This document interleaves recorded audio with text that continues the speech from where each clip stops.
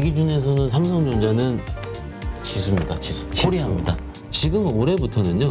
지수를 확인하고 사도 늦질 않습니다.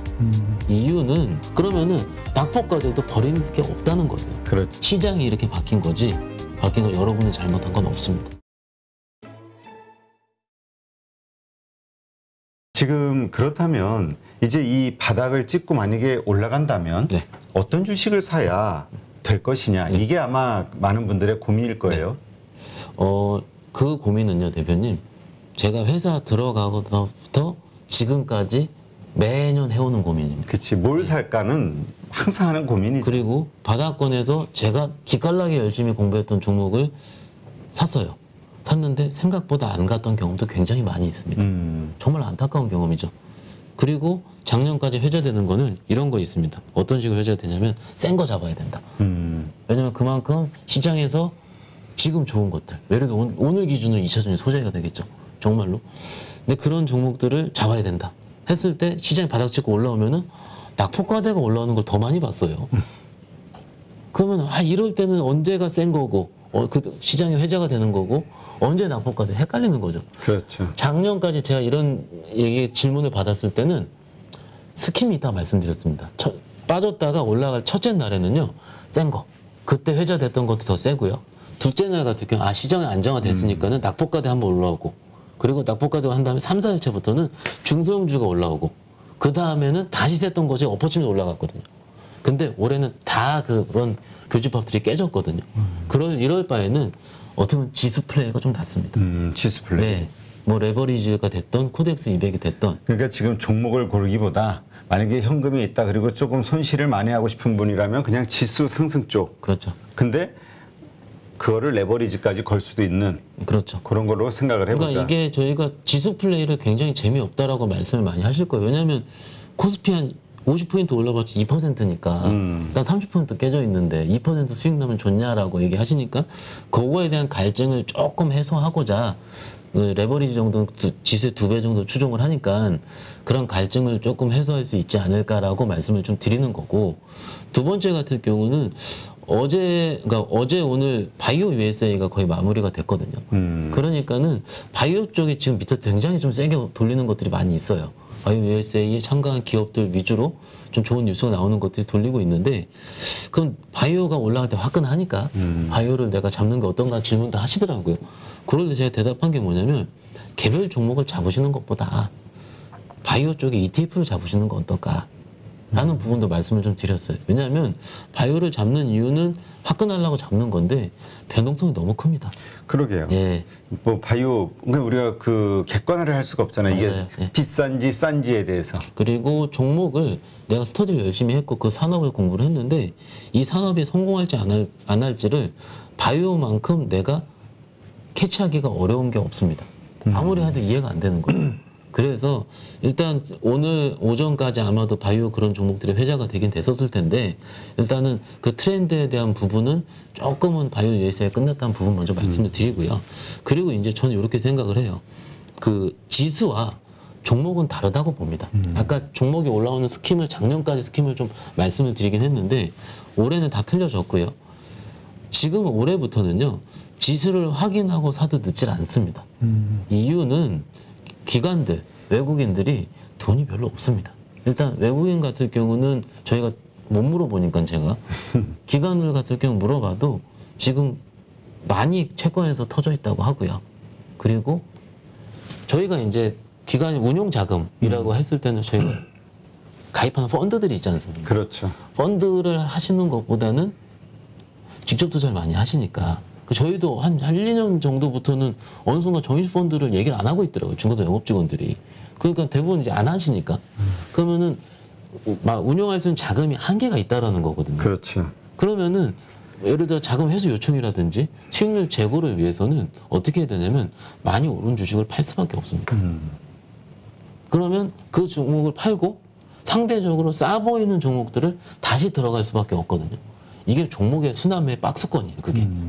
그래서 만약에 그럼 재작년처럼 2차전지가 계속 연속적으로 가고, 물론 좋습니다. 2차전지 계속 좋은데 그런 시장이 언제 올까요? 라고 생각했을 때는 뭐 그거는 좀 시간이 걸린다고 봐요. 이유는 지금 금리가 올라가고 있고 여전체라든지 채권 금리들이 꽤 트리플 A 등급 종목들이 지금 한 4%대 나오거든요. 대비 3% 4%대.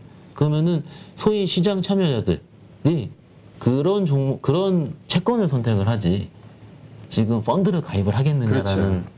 생각을 봤을 때는 아마도 그 자금이 늘어날 확률은 조금 적다. 지금 금리 인상 기조 안에서. 그리고 앞으로도 지금 오늘 기준으로 봤을 때 한국은행도 지금 빅스텝을 할까 말까, 자이언트스텝을 할까 말까 그렇죠. 고민을 하고 있잖아요. 그럼 시장 금리는 굉장히 빠르게 반응을 하니까 그래서 내가 좀 기다렸다가 금리 높은 거 잡아야지라고 하겠죠. 큰 자금을 운영하시는 분들 입장에서는. 그러면은 앞으로 우리의 그 자금의 그 흐름들은 제한될 수밖에 없습니다.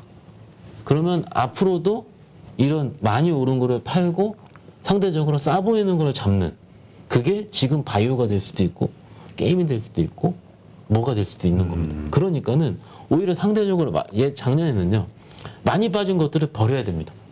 그렇죠. 예, 버리니까는 바이오가 4년 동안 빠졌던 거죠. 그렇지만 올해는 생각보다 다른 장이 펼쳐질 수가 있다. 일단은 기본적으로 많이 떨어진 주식들 낙폭과대주가 오를 가능성이 높다. 낙폭과대주가 오를 가능성이 있는데 그 업종 섹터마다 다 틀리겠죠. 그 논리를 이해를 해야 된다. 예를 들어서 한 2주, 2, 3주 전에 게임주가 많이 올랐거든요. 요즘은 좀 빠지긴 했지만 올릴 때 논리는 뭐냐면 신작 출시 전에 매수해야 된다. 지금 밸류에이션은 하반기에 뭐 위메이드 했죠. 지금 이제 위메이드 시작해서 그 전 얘기인데 모든 신작 출시가 망한다는 거를 가정한 밸류에이션이다. 그래서 지금 전략은 신작 출시 전에 안 좋을 때 매수해서 신작 출시 하기 전에 바로 매도하는 그게 2018년, 19년도에 게임즈는 항상 저는 그렇게 매매를 했어요. 그때는. 신작 출시 한 3일 전에 매도했습니다. 그 전략이 이제 원래 있었던 전략이 지금 워킹을 하는 거죠. 그러면은 낙폭과대도 버리는 게 없다는 거예요. 그렇죠. 예. 그러니까는 투자자분들이 지금 장이 너무 어렵고 뉴스 보고 이렇게 하니까는 내가 지금 많이 빠진 지금 많이 빠진 게 내가 물려있는 낙폭과대잖아요. 그렇죠. 그거를 바꾸는 순간 그것들이 발동을 하는 순간이 또 올 수가 있다는 거죠. 그러니까는 뭔가 예수금 있으신 분들은 제가 거의 별로 걱정 안 합니다. 현금 50% 있으신 분들은 편하게 하세요. 좋은 거를. 하지만은 적어도 지금 많이 예수금이 없이 하시는 분들 입장에 봤을 때는 죄송한 얘기지만 조금 추이를 지켜보고 액션하는 것도 늦진 않다라는 거예요. 진정성으로 봤을 때. 그 액션을 좀 늦게 하자, 지켜보자. 네. 뭘 지켜보자는 얘기예요? 지수가 적어도 박스권을 확인하는 거. 박스권은요. 지지난주까지만 하더라도 2,550에서 2,700박스라고 그랬거든요. 그죠? 그래서 그 박스가 한 2, 3주 움직일 때 나름 친환경도 올라갔고 2차전인도 올라가고 했어요. 그 박스가 유지될 때 그때 센 종목들이 탄생을 하는 거지 지금처럼 내려가고 있을 때는 그 종목들도 힘을 못 쓰거든요. 그러니까 지금 우리가 그 추세적인 어떤 상승 이것을 보는 게 아니라 하락하는 구간에서의 반등을 자꾸 먹으려고 하는 거잖아요. 네, 종목은 반등을 먹으려 하면 안 됩니다. 그렇죠. 가서 오히려 더 물리니까. 물리니까. 근데 지수는 반등을 먹으려 하는 거는 오케이. 어느 정도 인정할 수 있는데 개별 종목단은요. 지수가 안정화된 다음에 이제는 삼성전자 하이닉스보다는 소부장을 사야지라는 매수세. 그죠? 하나솔루션보다는 현대에너지솔루션을 사야 된다는 매수세. 이런 것들이 발동되는 조건은 박스가 이루어지고 지수가 이 정도는 괜찮겠다라는 생각이 전해지는 순간부터 그런 종목들을 사게 된다라는 거죠. 굳이 먼저 예단을 해서 이번 주에 제일 많이 받은 질문이 현금 있으신 분들 질문이 뭐냐면은 다음에 뭐가 주도주가 될 것 같니였어요. 그렇지. 저한테. 근데 그건 제가 모릅니다라고 그랬습니다. 그건 그때 박스권 이루고 나서 그 다음에 시장에서 물론 이런 건 있죠. 친환경이 좀 지금 제일 강하니까 그럴 수는 있습니다라고 뭐라 그럴까 약간 좀 성의 없이 라고 성의가 없는 거예요. 제 기준에서는. 그리고 말씀드릴 수 있긴 있지만 그거는 그때 확인하고 나서 해도 늦진 않다. 물론 투자자분들 난 진짜 저점에 사야지라고 노력하시는 분이 있습니다. 그런 분들 그렇게 하시는 게 맞아요. 그리고 가끔은 100에 한두 분 정도는 맞추는 분도 있습니다. 개인 투자자분들. 그런데 그분의 발동 조건은 뭐냐면 그 다음날 안 움직이면요 바로 팔아버립니다. 단타, 네. 트레이딩. 근데 단타인데 단타로 그거는 트레이딩 영역은 아니고요. 나름 하단부에 들어갔다가 안 빠지고 올라오면 더요. 근데 여기서 올라갈 만한 빠질 땐 바로 잘라버립니다. 약간 기계죠. 머신이죠, 머신. 근데 그런 분들은 우리 아까 말씀드린 것처럼 오늘 저희 말씀드린 전제는 포함이 안 된다고 치고 일반적으로 대형주가 어느 정도 힘들어하는 구간 그리고 지수 힘들어하는 구간을 위주로 말씀을 드리는 중입니다. 예. 그러니까 지금 이게 차기 주도주로서 우리가 이제 산다고 하면 대형주를 살 거냐 아니면 중소형주 단을 살 거냐 반도체 소부장이 됐든 아니면 SK 하이닉스나 삼성을 살 것이냐 삼성전자를 이런 거 가지고 되게 고민한단 말이에요. 왜냐면 이제 치수가 안 움직일까 봐 또 무음이 무거우니까. 근데 또 반대편 사이드에서는 이제까지 중소형주 단들이 좋기는 했으나 앞으로 만약에 지수가 올라간다면 외국인이 돌아오는 거고 이렇다면 대형주를 사야 되는 거 아니냐 이런 얘기. 이게 지금 팽팽해. 매우 팽팽하고요. 저는 충분히 이해를 합니다. 이해를 하고요. 그렇지만은 그 처음 단계에서 있지 않습니까? 처음 단계에서는 당연히 대형주가 올라올 수밖에 없습니다. 그건 맞습니다. 그렇지만은 대형주가 올라오는 폭이 지금 기준으로 봤을 때 대부분 투자 전략이 PR 9배 수준, 2,700 정도 되거든요. 그러면은 요 정도 수준을 넘기는 어려울 것 같다라는 투자 전략이 나와요. 무슨 얘기냐면 지금 정도 컨디션에서 유가 지금 레벨, 지금 이익 수준이라면 그러면은 당분간은 2,600, 700 정도가 상단을 우리가 지금 2,400이니까 2,600 얼마나 그렇죠. 행복합니까? 근데 2,600 갈 때 대형주 단이 얼마나 움직일까? 제가 매매를 해보면 삼성전 하이닉스 움직이고 지수가 올라가더라도 그 다음에 엔솔 올라가고 삼성전 하이닉스 쉬어요. 그 다음에 삼성 바이오로지스 올라가고 이러면은 되게 미칩니다 사람. 2,700에 갔는데 삼성전 3% 수익 난 거예요. 지수는 10% 올라왔는데 이런 그 어떻게 보면 정말로 내가 나름 결단을 내려서 들어갔는데 막상 지수는 이렇게 올라와 있어도 내가 그거를 캐치를 하지 못하는 경우를 제가 굉장히 많이 봤기 때문에 오히려 그런 바이더 딥을 한다는 전제가 있으면은 조금 더 지수 플레이가 맞다고 생각을 하고요. 네.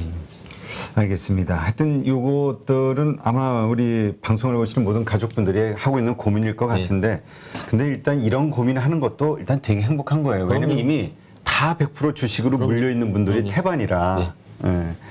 하여튼 그런 분들 같은 경우는 일단 지금 이 어려운 구간 일단은 왜냐면 새로운 종목을 자꾸 보다 보면 올라가잖아요. 그러면 이제 안 움직이는 내 주식 버리고 싶거든. 맞아요. 요거를 잘 버텨야 되죠. 그 좀 참자 저는. 더 참자. 네, 좀 참자. 이게 물론 여기서 지수 더 빠지면은 저도 죄송하다고 말씀을 드려야 되겠죠. 그러니까 지금 이제 여러 가지 아까 반대 매매라든가 이런저런 것들을 봐서 바닥권 같은데 피가 이미 낭자하고 있는데 경험적으로 여기서 던지면은 그러니까 더 내려갈 수는 있습니다.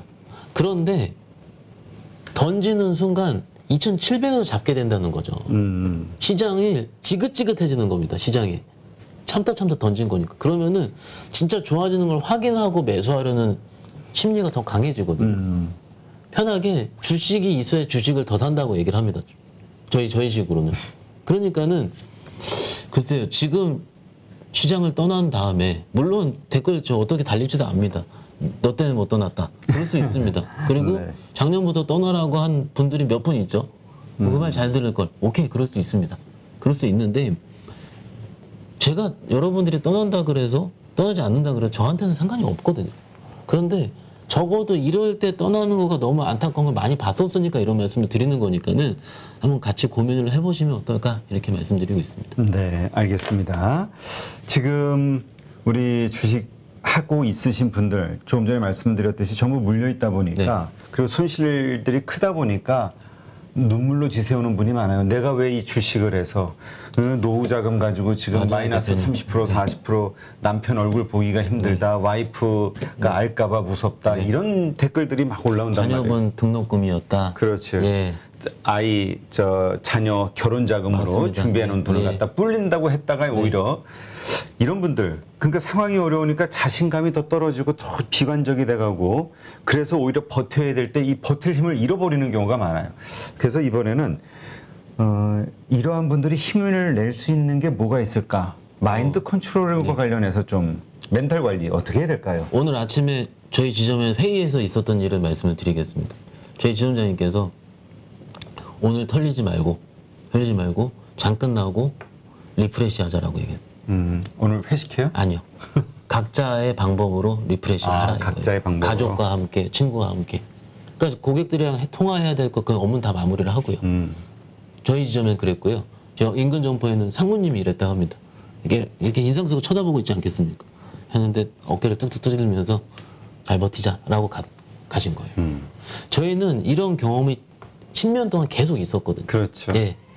그러면 여기서의 방법은 첫 번째, 내가 스트레스를 어떻게 풀 수 있는지. 그리고 두 번째, 여러분들이 잘못한 게 없습니다. 제가 죄송한 얘기지만은. 물론 욕을 하시겠죠. 아, 증권사 리서치가 잘못했다. 박현상 네가 나와서 뭐 지금 털리면 안 된다 그랬다. 물론 그럴 수 있죠. 근데 그거는 속으로 하시는 거고 이게 지금 여러분들께서 제가 보니까는 이게 당신이 잘못해가지고 이렇게 손실이 났다라고 자책하시는 분들이 굉장히 많더라고요. 또 말씀을 드리지만 시장이 이렇게 바뀐 거 여러분이 잘못한 건 없습니다. 이럴 때일수록 저를 더 다독이고요.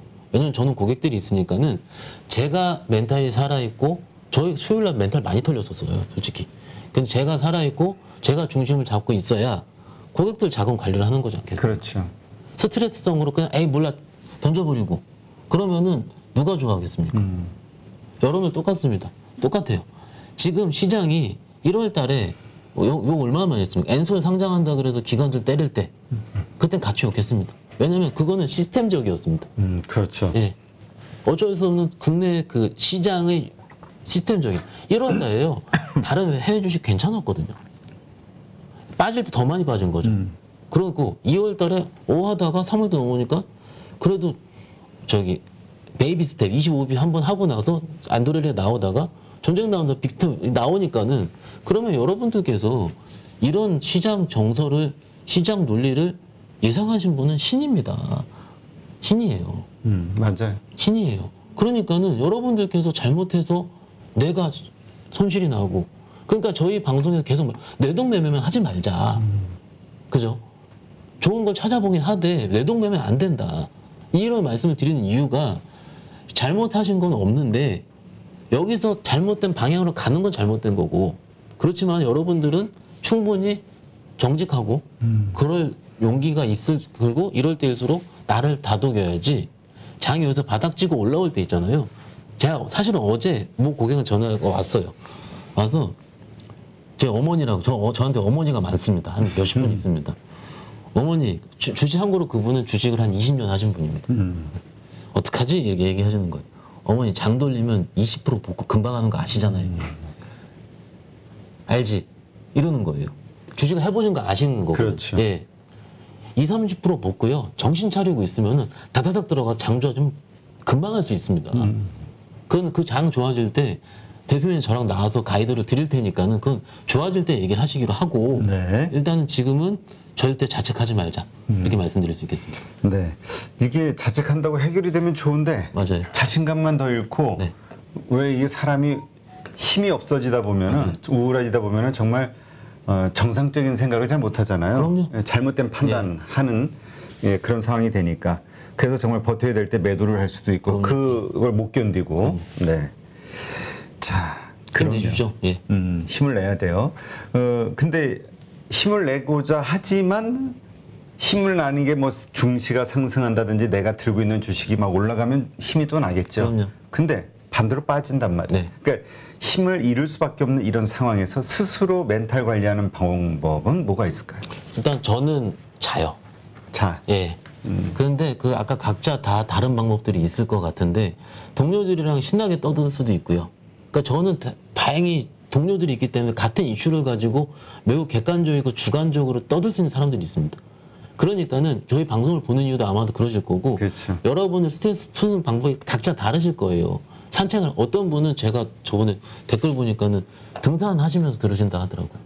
그것도 있고요. 뭐 걸으실 수도 있고요. 일례로 한 말씀드렸나? 꽤 많은 자산을 획득하신 그 연배가 높으신 굉장히 선배님 세대가 있으십니다. 그분이 저랑 연락은 한 몇 년 됐는데 그 선배님이 그 굉장히 많은 자산을 잃으시고 인천, 제가 인천 출신이잖아요. 인천 여기서 여기까지를 6시간을 걸으셨대요. 아, 예.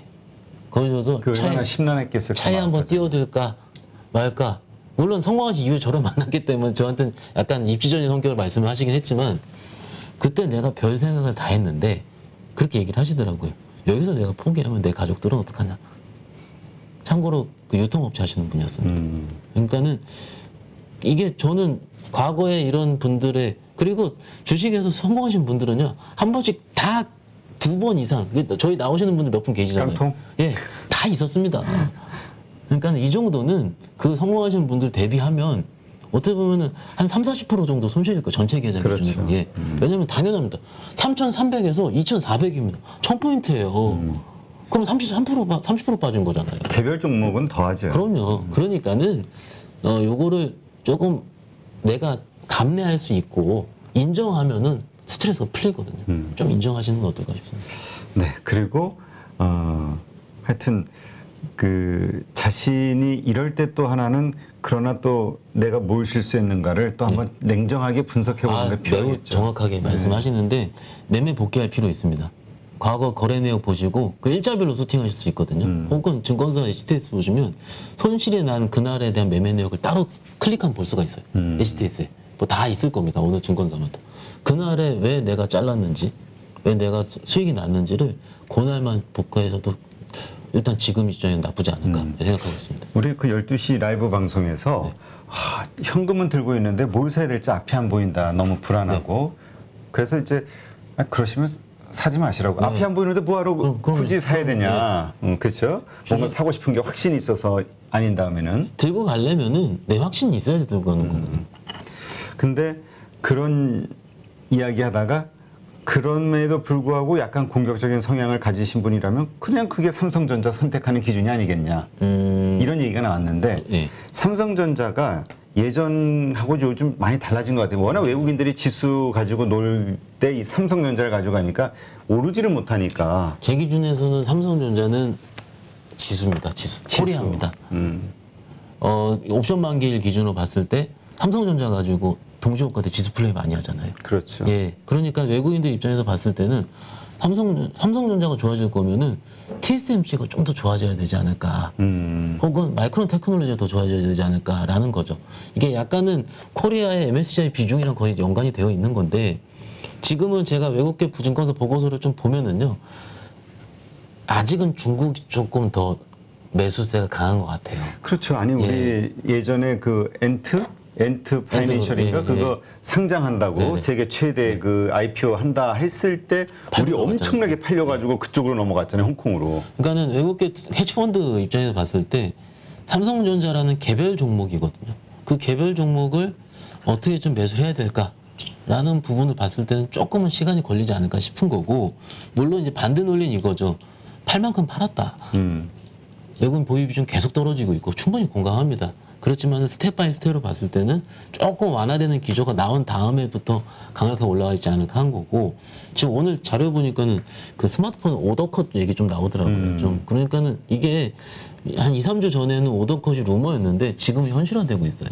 이게 왜 그러냐면은 실질적으로 출하량 자체를 줄이기 때문에 줄이는 게 보이는 거죠. 그러면 그때는 루머였지만 지금은 현실이 되고 그러면은 잠깐 더 추가적으로 매수세를 들어가는 것보다는 한 번 더 확인하고 들어가고 이게 좀 주식들 일반적인 기준이 될 수가 있기 때문에 삼성전자 무조건 올라가야 되죠. 올라가야 되지만 지금은 지금 오늘 오만전자잖아요. 지금 네. 오만전자 깨져가지고 그런데 안타깝긴 하지만 얘는 이 종목은 진짜 마음 편하고 배당 잘 주는 종목이고 길게 보는 종목으로 보시는 게 일단 플레이 측면에서 낫지 않을까라고 같이 말씀드릴 수 있겠습니다. 이번에 이제 바닥이라고 우리가 좀 인정을 하고 상승을 한다고 하면 얼마나 더 오를 수 있을까? 네. 왜냐하면 코로나 때처럼 그렇게 오랫동안 상승하기는 이번에 반등한다 해도 어려울 것이다 이렇게 보는 분이 많아서. 그거는 저는 동의합니다. 동의하고요. 2020년도 코로나 이후에 시장이 워낙 좋았는데 그 전에는 10년 동안 박스였거든요, 대표님. 가다 말다 했었고 사실은 증권사 직원인 제가 가장 힘들었던 경우는 삼성전자가 밑에서 따블라고 올라오는 경우가 가장 힘들었습니다. 왜냐하면 다른 종목들이 안 아예 안 움직여요. 움직였어. 오히려 과연 삼성전자만 가는 장이 뭐 삼성전자 몰빵 치신 분은 삼성전자만 가야죠. 그렇죠. 네, 그렇지만은 삼성전자만 가는 장이 그게 진짜 좋은 장일 수 있는지에 대해서는 의문을 가져야 되는 거고 오히려 개인 투자자 입장에 봤을 때는 성장성 있는 섹터가 빨리빨리 움직이고 내가 수익을 개탈 수 있는 시기가 많은 코스닥이죠. 그게 장이 오는 게 조금 더 우리 투자자 입장에서는 낫지 않을까 일단 말씀을 드리는데 그거는 좀 시장 좀 안정화된 다음에 말씀을 해보시는 게 어떨까 싶습니다. 네. 어쨌건 지금 바닥권에 들어와 있는 상황에서 더 공포스러움에 젖어서 실수를 하지는 말자. 그렇죠. 그러니까는 이걸로 마무리. 예, 그런 게 어떨까 싶습니다. 네, 알겠습니다. 네, 하여튼 힘드시겠지만 이러한 이야기 이건 우리 이제 뭐죠 이 많은 의견을 가지신 분이 또 있으니까 그럼요. 단지 이제 박현상 차장님의 개인적 의견이고 여기에 동감하시는 분들은 또 이런 이야기들에 대한 그 논리 근거 팩트 체크하시고 네 그러면서 자신만의 네 입장 뷰를 정확히 그럼요. 기준을 설정하시는 거 네, 필요하지 않을까 싶습니다.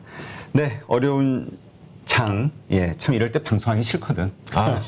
주식 얘기하기도 싫고, 네. 계좌 보기도 싫은데 무슨 맞아요. 이거 얘기하고 싶겠어요. 예. 네, 그런데 어쨌든 나와서 좋은 경험, 네, 진솔하게 얘기해 주신 우리 박현상 차장님 고맙습니다. 네, 감사합니다. 누구나 1시간 안에 200개 종목에서 좋은 종목을 고를 수 있는 그런 능력을 배양할 수 있도록 제가 도와드리려고 그렇게 하고 있습니다.